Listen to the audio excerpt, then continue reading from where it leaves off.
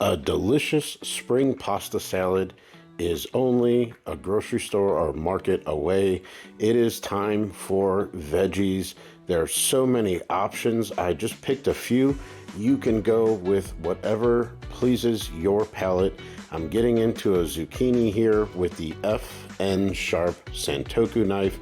Again, that dimpled blade is key, especially for veggie meal prep, because those dimples give way to allowing the veggies and things that you are prepping not to stick to the blade itself. As you saw when I was cutting that zucchini, they just kept flying off.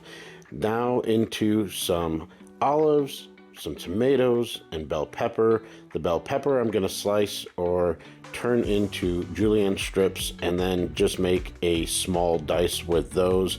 And I'm saving the leftover veggies for a different meal. They're going to act as double duty.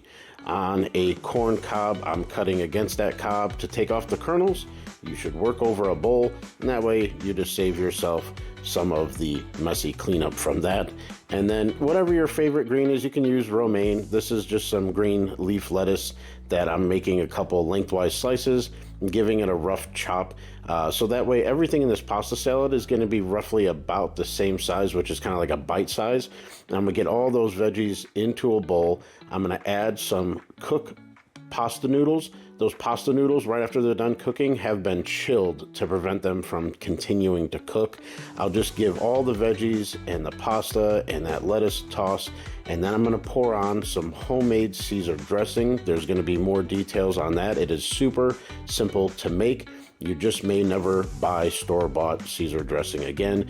Give that a good mix and you're ready to enjoy. And this could be an easy meal prep.